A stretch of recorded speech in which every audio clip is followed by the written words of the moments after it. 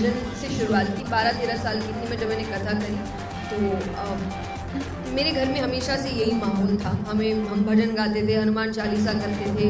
हमें कहानियों की जगह जो सिंड्रेला, स्नो वाइट की कहानियाँ होती है, श्री कृष्ण श्री राम की कहानियाँ सुनाई गई।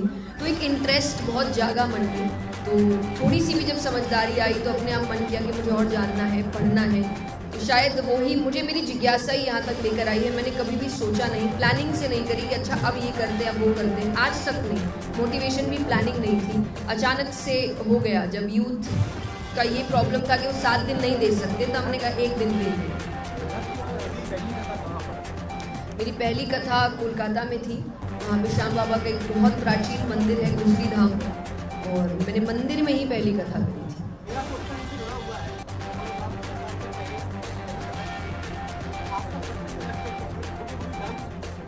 कथा 12 साल की उम्र। आप तो बड़ी अंदर की जानकारी है। मुझे कारण एक्चुअली किसी हाँ बिल्कुल, मैं उस वक्त 8-9 साल की थी शायद। तो हाँ जी, तो मुझे नृत्य का भी बहुत शौक है और आप वो आज भी देख सकते हैं। तो आप कथा में आएंगे तो आप देखेंगे मैं व्यासपीठ पे बैठे बैठे भी नृत्य करती हूँ। परिवर्तन कुछ नहीं, हमने सब मिक्स कर दिया।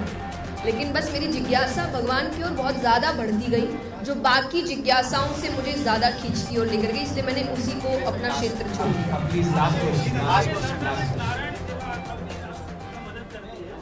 हाँ जी, मैं उससे जुड़ी हुई हूँ। मेरी कथाएं स्पेशली जो लाइव होती है उसमें जो दान आता है वो नारायण सेवा संस्थान को ही जाता है, जो दिव्यांगों की सेवा करते हैं। तो इतना ही जुड़ाव मेरा है कि मुझसे अगर हो सके, कथा के दौरान हो सके, तो उनको दान का सहयोग जाए। एग्जैक्टली। यूथ आपको रोल मॉडल के रूप में दिखता है। आप उनको अच्छे कामों में, अच्छे संस्कार कहते हैं, उनके लिए क्या संदेश देते हैं? क्या अध्यात्म से जुड़ी है। मैं हमेशा कहती हूँ कि मैं बहुत यंग एज से जुड़ गई थी, इसलिए आज बहुत जल्दी ही मुझ में जो बदलाव आना चाहिए, जो समझदारी आनी चाहिए, जो समझ होनी चाहिए सही गलत की, वो आ गई है। एंड वो सिर्फ और सिर्फ अध्यात्म की वजह से है, हमारे शास्त्रों की वजह से है। और हम हमेशा ओल्ड एज में डाल देते हैं चीज़, बुढ़ापे में सुनेंगे तब कोई फ़ायदा नहीं होता है। तो इसीलिए ज़रूरी है कि आप जल्द से जल्द अध्यात्म से जुड़े और आपको अपने सारे प्रॉब्लम्स के सल्यूशन मिल। एक मिनट, आप 4 लोग पूछ रहे हैं, आप 4 लोग, एक लास्ट बात।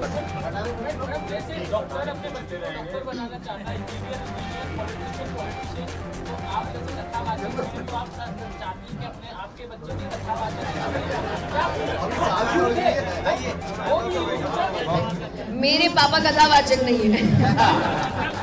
तो मैं बन गई। I don't know. अच्छा हो, शांति से हो, और वो ज़रूर करना चाहिए जो देश के हित में हो और देश के लिए लोगों को आगे बढ़ाए। I think that's it. क्या आपको ऐसा लगता है कि आज के यूथ ऐसे धर्म अध्यात्म की ओर आ रहा है? लगता है? बिल्कुल लगता है। आप कथा में आइए, आप देखेंगे कि यूथ बहुत आ रहा है। और देखिए, जैसा मैंने स्टार्टिंग में भी कहा, वो तभी आएगा। 3 घंटे हैं, 3.5-4 घंटे की कथा होती है। तो इतना देर तो कोई इसलिए नहीं देगा ना कि उसको अच्छा नहीं लग रहा होगा या उसको हेल्प नहीं मिल रही होगी। वो दे रहा है इतना समय, स्पेशली यूथ दे रहा है, जिसके बाद आज आधी घंटे का भी समय नहीं है। वो इतना भाग दौड़ में व्यस्त है, दे रहा है तो कुछ तो उसको फायदा हो रहा है।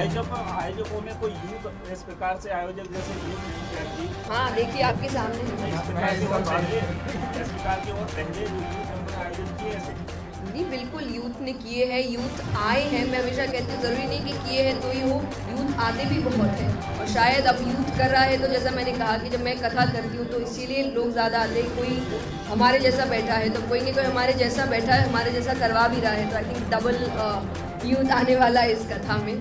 तो दीदी, हमें ये सवाल आपसे पूछना चाह रहे थे कि भक्ति और जगत में आपको आने के लिए कितना, मतलब कितने समय से आप इसमें, मतलब शुरुआत आपकी कितनी उम्र से हुई थी? 6 साल।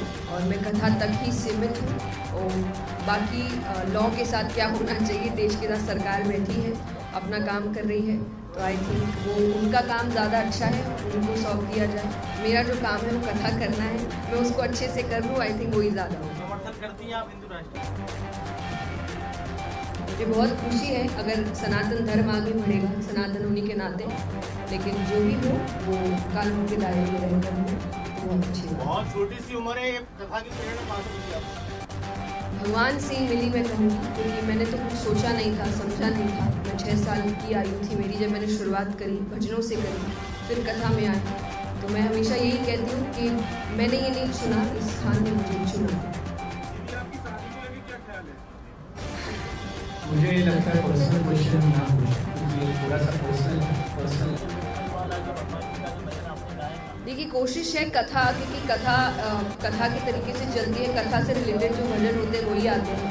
तो मुझे नहीं पता, पर मेरी कोशिश रहेगी कि जो भी भजन हो आपको अच्छे लगे। बहुत भजन गाए हैं पर उन सबको एक ही कथा में डालना पॉसिबल नहीं होता है। तो कथा से जुड़े हुए जो भजन होंगे वो ज़रूर गाए जाएंगे। उससे अगर बाहर की कुछ होगा तो आई डोंट नो, वो भी इस कथा में आएगा नहीं।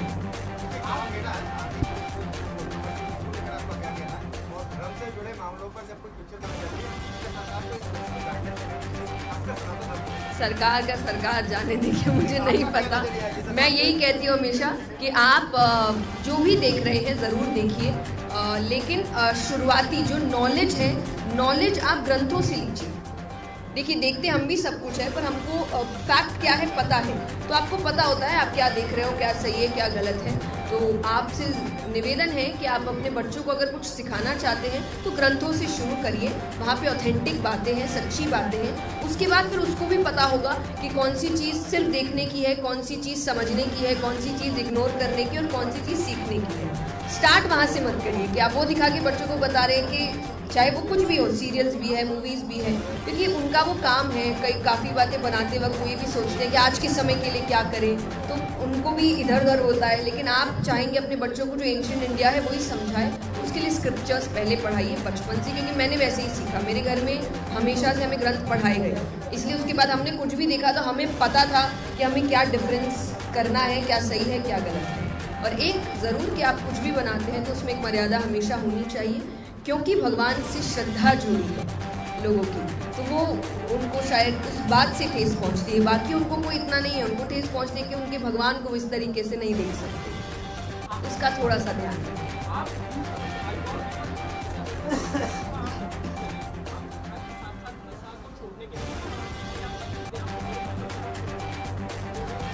बिल्कुल हम कोशिश करेंगे ये चीज़ करने की, लेकिन मैं हमेशा कहती हूँ कि आपका फाउंडेशन स्ट्रांग होगा तो आप भटकोगे नहीं। तो हम फाउंडेशन का काम कर रहे हैं, आपको अध्यात्म से जोड़ रहे हैं। अध्यात्म से जुड़ेगा तो इंसान अपने आप ऐसी जगहों पर भटकेगा नहीं। लेकिन फिर भी हम कोशिश करेंगे कि हम ये मैसेज स्पेसिफिकली अपनी कथाओं में दें।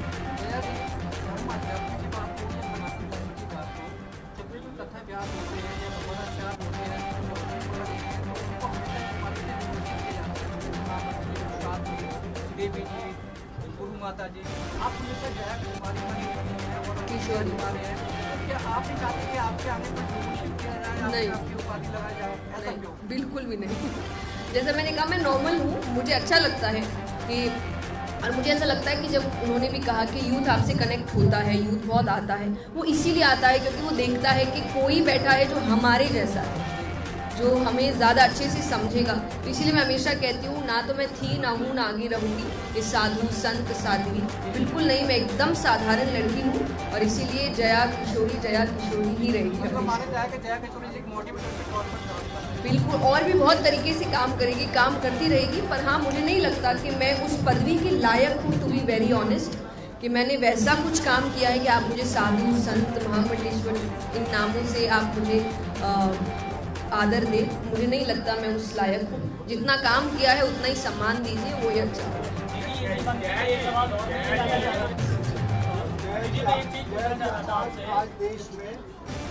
आज देश में आप बोले और बहुत सारे संत कथा भागवत तमाम इससे प्रचार प्रसार कर रहे हैं धर्म का, तो आपको लगता है कि इससे लोगों को लाभ भी मिल रहा है, कुछ समाज को लाभ भी रहा है? बिल्कुल, हमें तो लगता है। और एक चीज़ कि मैं संत या साधु नहीं हूँ, मैं एक नॉर्मल लड़की हूँ, एक कथाकार हूँ, मैं कथा करती हूँ। बाकी आपके घर के जैसे बच्चे मैं बिल्कुल वैसी हूँ और वैसे ही रहती हूँ। मुझे बस भगवान से प्यार बहुत है, उनके ग्रंथों को पढ़ना अच्छा लगता है और फिर लोगों के साथ बांटना अच्छा लगता है। और डेफिनेटली लगता है कि इतनी संख्या में अगर लोग आ रहे हैं, मैं ये नहीं कहूँगी, सिर्फ एक नंबर बता रही हूँ, ऐसे काफ़ी संख्या में भक्त आते हैं। पर अगर 100 लोग आए हैं तो 100 की 100 बदलाव करके जाएंगे नहीं, पर अगर 10 भी करते हैं तो बहुत मायने रखेगा। तो उन 100 में से 10 भी अगर उन बातों को अपने जीवन में उतार दें तो एक चेंज आ सकता है। तो हमारी कोशिश यही है कि आए और जो मुझे लगता है कि जैसे जैसे संख्या बढ़ रही है, आ रही है, उनको बातें अच्छी लग रही है, हेल्प हो रही है, तभी, क्योंकि मनुष्य इतना स्वार्थी, अगर उसका फ़ायदा नहीं होगा तो वो अपना समय नहीं देगा।